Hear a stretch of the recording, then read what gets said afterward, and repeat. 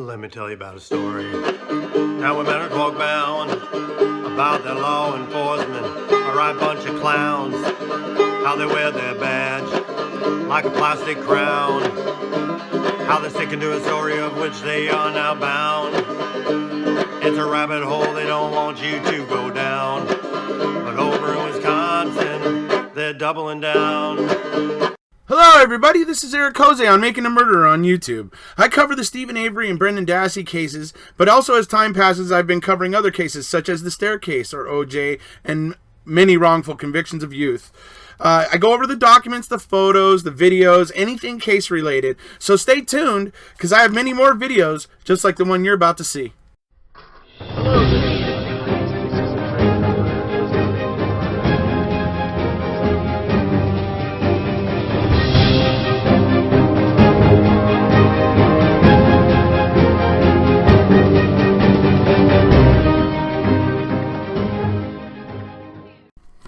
Hello there everybody, how you doing?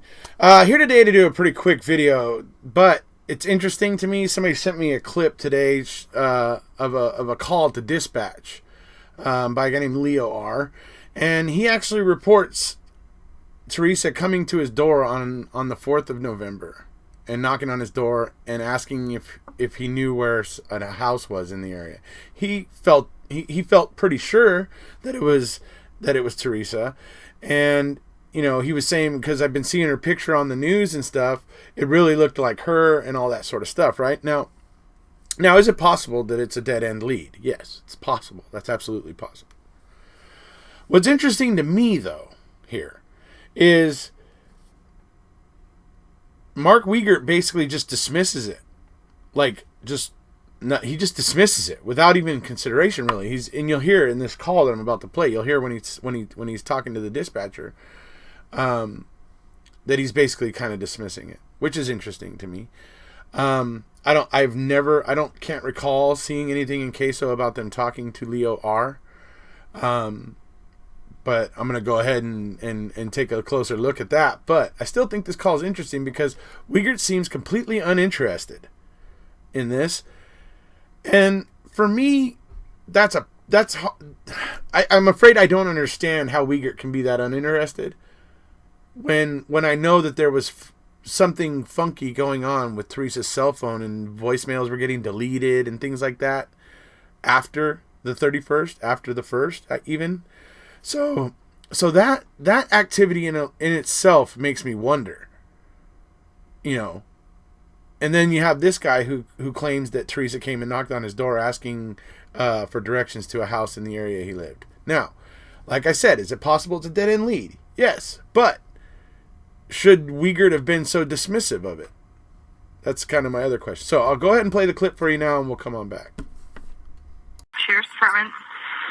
Yeah, I'm calling with, I might have some information for you on this young lady you're searching for. Okay, what's your name? My name's Leo. Okay.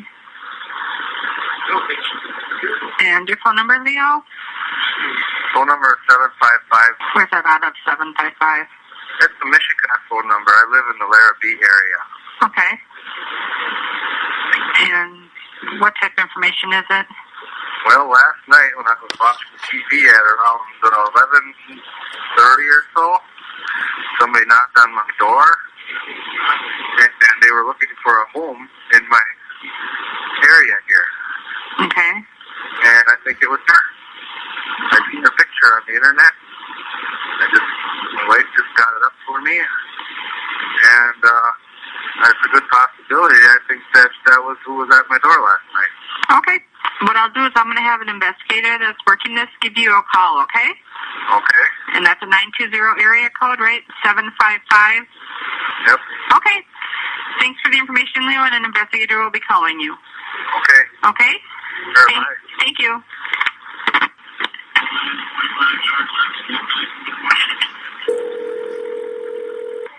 Hi, it's Mark. Hey, Mark, it's Lori. Yeah. Hey, I just got a call from a man from Michigan. Yeah. He says he thinks that last night a lady came to his door, knocked on his door, and when he answered it, that it was Teresa Halbach. Write it down, note it. I will deal with it when I get back. Okay, because otherwise I got his phone number, so. I don't have time for it right now, and I don't think that's the case. But what did she want? She asked for help? She was looking for directions. Okay, don't worry about it. Just log it. Okay. All right? All right. Okay, so there you hear him, like, basically just like, I don't care, write it down, log it. Make sure you write it down and log it. But like, otherwise you can tell he just doesn't really care. And the fact is, I don't ever remember hearing about Leo R or follow up with him. I'm going to go look a little deeper into Queso, as I said, and see if there's anything there. But obviously this was a call to Calumet Sheriff's Office, so I had the Manitowoc Sheriff badge up there, but you guys get the point. It's something I've used for dispatch calls in the past, so it kind of that's why I used it. Anyway, it's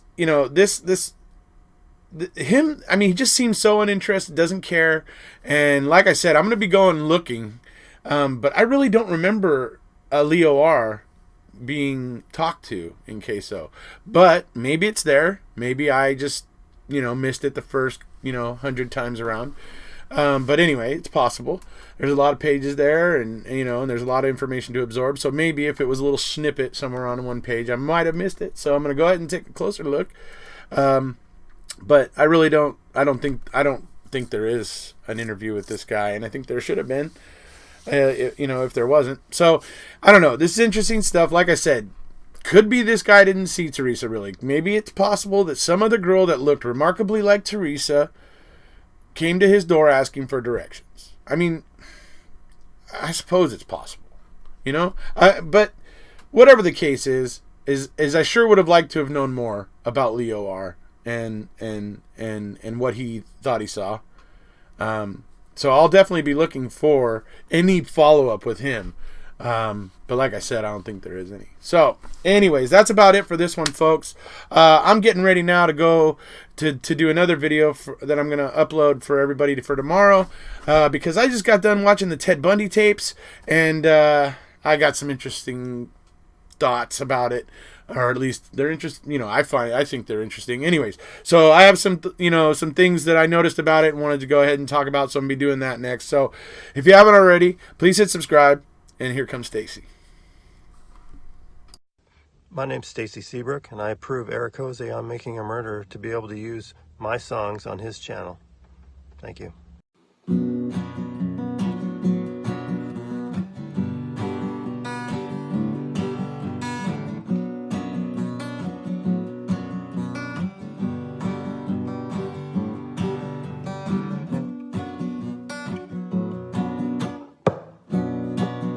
They say you can trust us.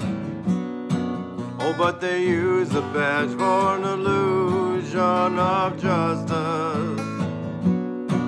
Oh, they say you can trust us.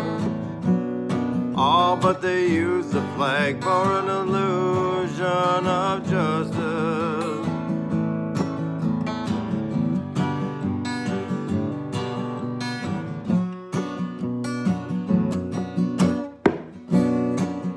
Indefensible on how what they did, convict an innocent man twice with a 16-year-old kid.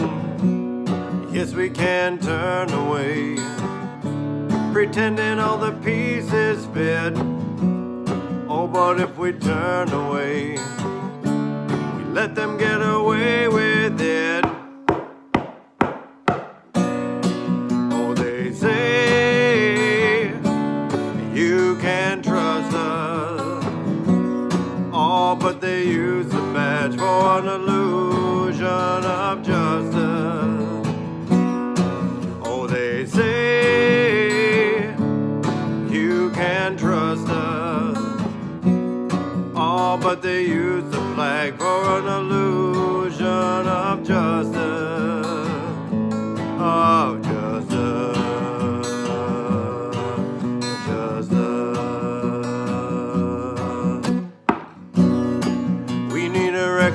Crew to tear this whole case down. Oh, did you hear the news?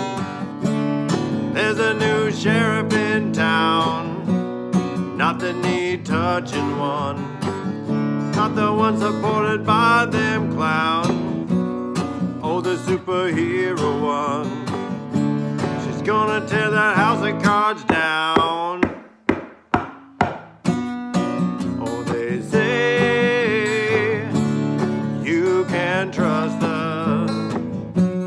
Oh, but they use the badge for an illusion of justice. Oh, they say you can trust us. All they abuse the flag for an illusion of justice. Oh, of justice.